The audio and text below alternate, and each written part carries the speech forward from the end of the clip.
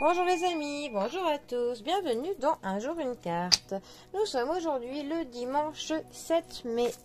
Alors, pour ce dimanche 7 mai, j'ai opté pour le Botticelli Tarot, que je trouve particulièrement magnifique.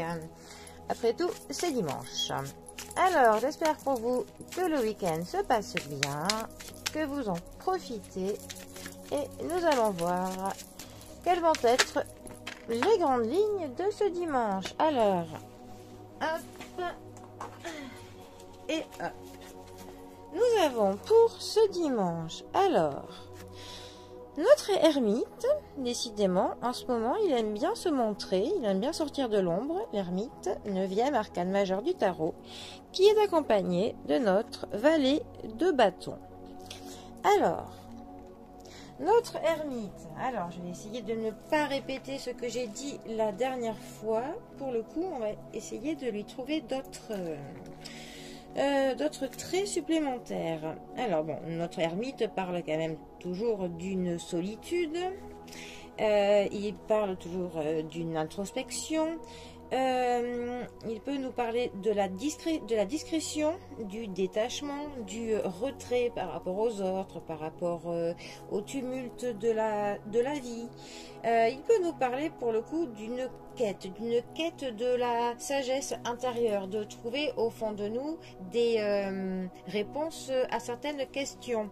Il peut nous parler d'un besoin de connaître la vérité sur certaines choses, des vérités qui sont comment dire, essentielles, sur les questions que l'on dit existentielles. Avec la carte de l'ermite, nous pourrons peut-être être en train de travailler à une élévation spirituelle, que notre niveau d'éveil augmente.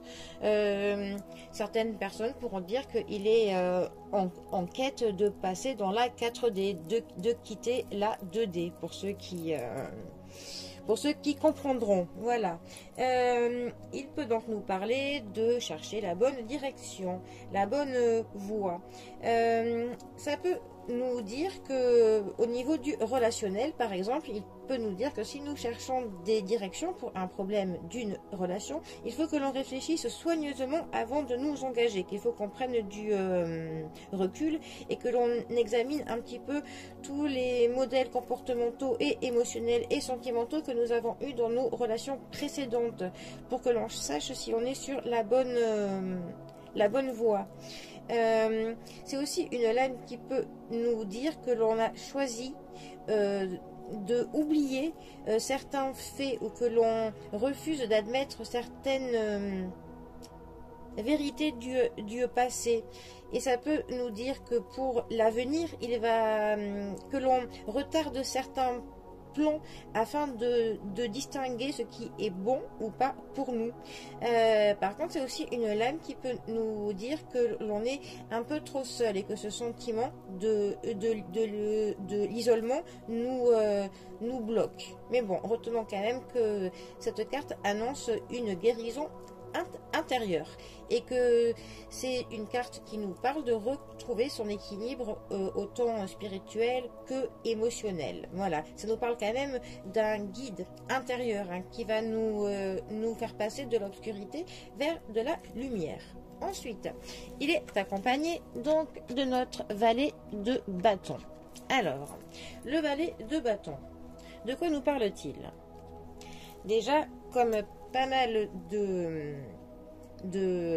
valets, il va nous parler de messages, de messagers. Peut-être que nous allons apprendre quelque chose, autant par lettre que que par internet, que quelqu'un nous parlera et nous dira quelque chose que nous apprendrons, et que cela pourra nous donner un aperçu que nous n'avions pas sur la situation ou sur quelqu'un, et que cela pourrait nous apporter des nouvelles idées, des idées novatrices qui d'ailleurs pourront nous amener de la confiance dans ce que nous comptons faire, sur nos choix, nos acquis, de la confiance en nous. Voilà, c'est aussi une carte qui nous parle que l'on désire prendre de nouvelles voies, de nouvelles directions et que l'on a de l'enthousiasme, que l'on est créatif hein, et que l'on osera prendre certains risques même.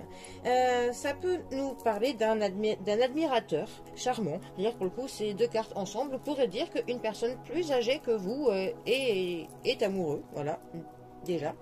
Ensuite, notre valet peut nous parler d'une énergie insouciante un peu et de l'exubérance un petit peu enfantine. Voilà. Au niveau du relationnel, pour le coup, cette carte nous parle de la manière de maintenir une relation amoureuse qui est vivace et très excitante. Hein. Pour le coup, on est dans la jeunesse, un peu importe l'âge, hein. On est dans la nouveauté, dans l'exubérance. Donc voilà.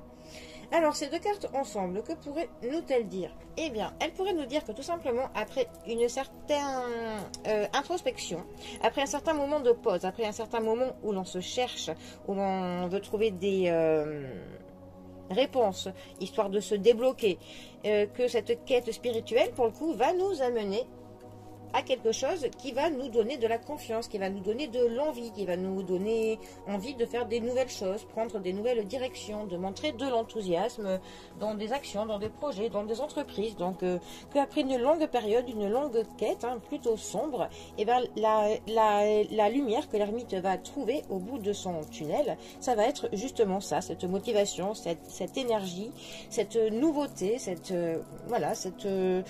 cet enthousiasme presque enfantin qui peut mener à de très belles choses. En tout cas, en voilà mon interprétation de l'ermite et du valet de bâton. Eh bien, les amis, je vous souhaite un très bon dimanche à tous. Profitez bien de la fin du week-end et je vous dis à bientôt pour un prochain tirage. Allez les amis, à bientôt. Bisous à tous.